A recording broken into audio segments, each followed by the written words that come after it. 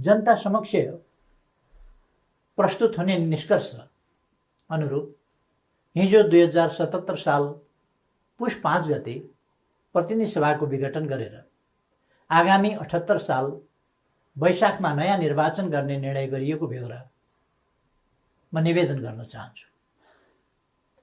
सतहमा हेर्दा हिजो विकसित घटनाक्रम अप्रत्याशित र आकस्मिक जस्तो देखिए तापनि यो परिस्थिति लामो समयदेखि राष्ट्रिय राजनीति र मूलतः सत्तारूढ नेपाल कम्युनिस्ट पार्टीका केही नेताहरूका असङ्गत विकृत र जनअपेक्षा विपरीतका गतिविधिहरूद्वारा सिर्जना भएको हो। 2074 साल असोज 17 गते तत्कालीन नेकपा एमाले र नेकपा माओवादी केन्द्रबीच वाम गठबन्धन बनाएर निर्वाचन लड्ने र निर्वाचन लगत्तै पार्टी एकता गर्ने उद्घोष गरिएको थियो। यो निर्णय आम निर्वाचन मार्फत आम जनताद्वारा स्पष्ट रूपमा अनुमोदन भएको थियो। तर निर्वाचन पश्चात राष्ट्रिय राजनीतिलाई जनअपेक्षा अनुरूप अगाडि बढ्न नदिने विभिन्न विसङ्गत गतिविधि सुरु भए। सुरुमा सरकार गठनमा विलम्ब गराउने र जनादेश विपरीत अन्त्यहीन बार्गेनिङ र दबावमा राष्ट्रिय राजनीतिलाई अल्झाउने त्यति बेलाका गतिविधिहरू तपाईहरूको सम्झनामा ताजै छन् भन्ने ठान्दछु। बाधाहरू पन्छाउँदै सरकार गठन भयो र सरकारले जनअपेक्षा अनुरूप काम गर्न पनि सुरु गर्यो। त्यसपछि केही नेताहरूद्वारा निरन्तर रूपमा अस्थिरताका सन्देश र प्रयास जारी रहे। सरकार गठनको 1 वर्ष नपुग्दै कुनै नेताले मुलुक बाहिर गएर अस्थिरताको सन्देश छर्नुभयो भने कुनै नेताले प्रधानमन्त्री मुलुकमा नभएको मौका पारेर देश डुब्न लाग्यो भन्दै बचाउनका लागि माझी गुहार्न थाल्नुभयो। सरकार संविधानको कार्यान्वयनका लागि नयाँ कानुन निर्माण, संघीयताको कार्यान्वयन र मुलुकको सामाजिक आर्थिक रूपान्तरणमा केन्द्रित थियो। तर कतिपय साथीहरूका आँखा निरन्तर पद, प्रतिष्ठा र पद सोपानमा मात्रै केन्द्रित भए। आफ्नो काँधमा आएको ऐतिहासिक अभिभारा पूरा गर्ने गरी नीति निर्माण, राज्य सञ्चालन र जनपरिचालनमा केन्द्रित हुनुपर्ने नेकपालाई केही नेताहरूले आफ्ना असन्तुष्टि, कुण्ठा र आत्मकेन्द्रित सोचहरूको बन्धक बनाउने र निष्प्रभावित तुल्याउने प्रयास गर्नुभयो।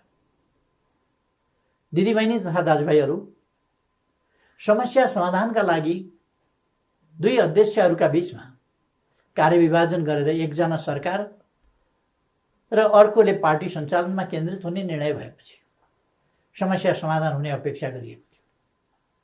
मैले सोही अनुरूप आफूलाई पूर्ण रूपमा सरकारमा केन्द्रित गरेँ।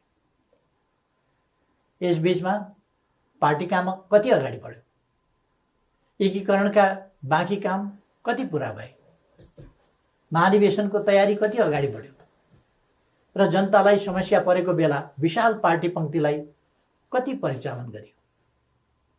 यसमा मैले केही भनिरहनु पर्ला जस्तो लाग्दैन। तथ्यहरू आफै बोल्छन्। तर सरकारलाई भने राम्रोसँग चल्न दिइएन। पार्टी घोषणापत्रको मर्म र समृद्ध नेपाल सुखी नेपालीको अभियानलाई हाँक्न सक्ने गरी योग्यता क्षमताका आधारमा मन्त्री परिषद पुनर्गठन गर्न खोज्यो भने आफ्नो र पराईका कित्ता काट गरेर टुङ्गोमा पुग्न दिइएन। महत्त्वपूर्ण संवैधानिक अङ्गहरूमा रिक्तता सिर्जना हुन थाल्यो, पूर्ति गर्न पाइएन। पछाडि परेका सामाजिक समुदायको हितका लागि विभिन्न संवैधानिक आयोगहरूको व्यवस्था छ, तर 2.5 वर्षसम्म पनि त्यहाँ नियुक्ति हुन पाएन। सरकारले दूरगामी महत्त्वका काम गरेको छ। प्रतिकूलताका बीचमा पनि मुलुकले महत्त्वपूर्ण उपलब्धि हासिल गरेको छ। युगान्तकारी काम सुरु भएका छन्। तर विपक्षी दलहरूलाई पनि उछिनेर केही नेताहरू सरकारको अनन्त विरोध र नकारात्मक मनोविज्ञान सिर्जना गर्न उद्धत भइरहनु भयो। सरकारले प्रस्तुत गरेका कतिपय प्रस्तावमाथि सार्वभौम संसदलाई छलफल पनि गर्न नदिइकन जबरजस्ती रोकेर राख्यो। विगत केही महिना यता सरकार कस्तो कठिनाइ बीच काम गर्न बाध्य भयो र कस्तो घेराबन्दीको शिकार भयो भन्ने बारेमा यहाँहरू अनभिज्ञ हुनुहुन्न भन्ने म ठान्दछु। मैले राज्य प्रणालीमा पनि र पार्टी संरचनामा पनि नेतृत्व हस्तान्तरणको एउटा वैधानिक प्रणाली बसाल्ने प्रयास गरे।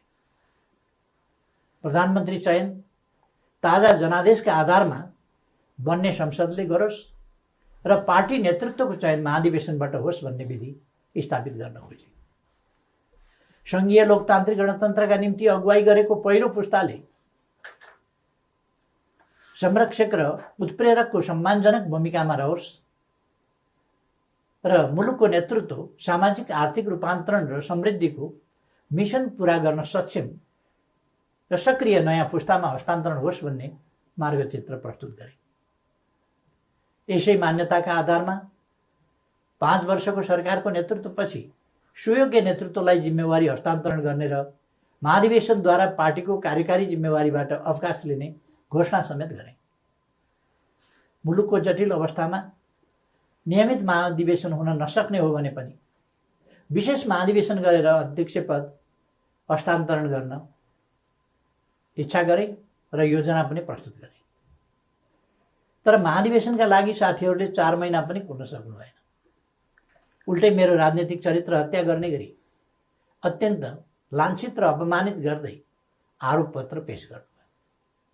त्यसलाई पार्टीको लोगो र कार्यालयको दुरुपयोग गर्दै राष्ट्रव्यापी रूपमा वितरण गर्नुभयो र वस्तुतः पार्टी विभाजनको अप्रत्यक्ष घोषणा गर्नुभयो।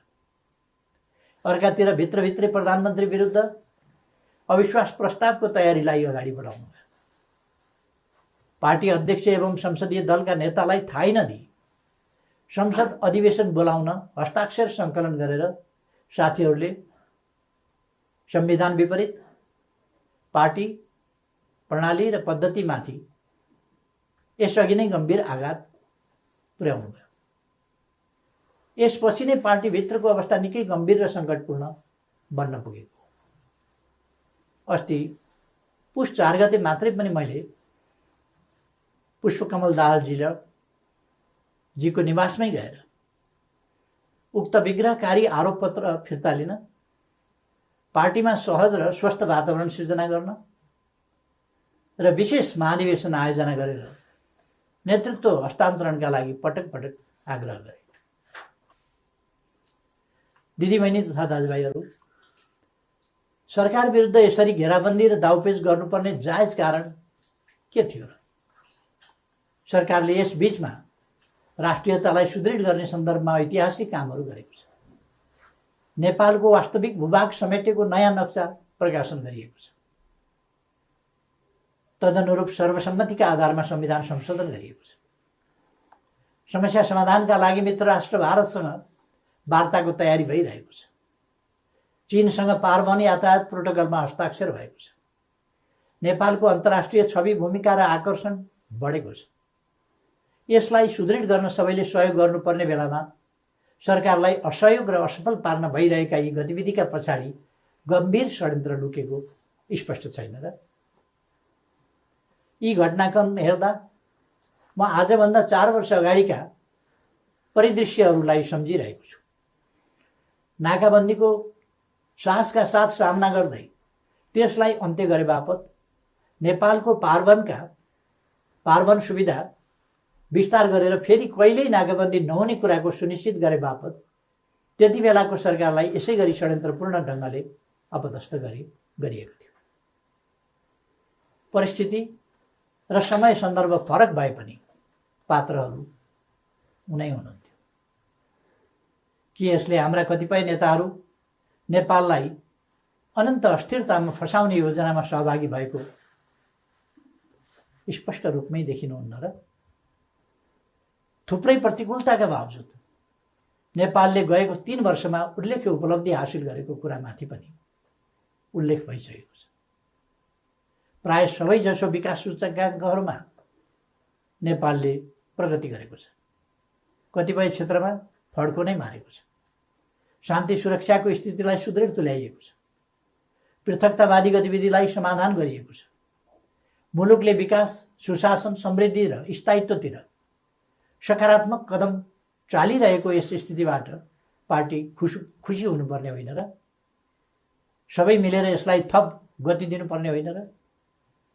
तर कतिपय नेताहरूबाट यसको उल्टो काम भइरहेको छ। सरकारलाई 5 वर्ष काम गर्न दिने र उसका कामको परीक्षण जनताबाट निर्वाचनका क्रममा हुने लोकतान्त्रिक बाटो छोडेर सधैँभरि सत्ता, सधैँभरि सरकार, सधैँभरि पदीय भागभण्डाको चक्रव्यूहमा राजनीतिलाई बन्दी बनाउने काम भयो। लोकतन्त्रमा सत्तापक्षले जनताको आदेशअनुसार काम गर्छ, प्रतिपक्षले नियन्त्रण र सन्तुलनको भूमिका खेल्छ। तर हामी कहाँ सत्तापक्षका कतिपय साथीहरू नै प्रतिपक्षभन्दा बढी आक्रामक, असहयोगी र षड्यन्त्रपूर्ण गतिविधिमा संलग्न हुने विडम्बनापूर्ण अवस्था सिर्जना भयो। आजको स्थिति विकसित हुनुमा कतिपय नेताहरूको गतिविधिको मुख्य जिम्मेवारी रहेको तथ्यलाई एका राख्नुपर्दछ।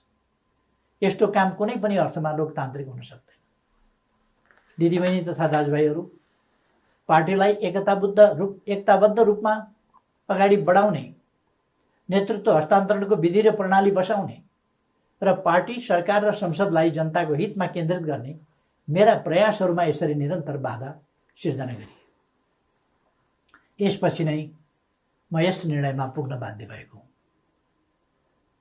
प्रतिनिधि सभा विघटन र नयाँ निर्वाचन मेरो रुचि वा छनौटको विषय थिएन। तर मुलुकलाई अकर्मण्य अवस्थामा राखिराख्नु उचित हुँदैन थियो।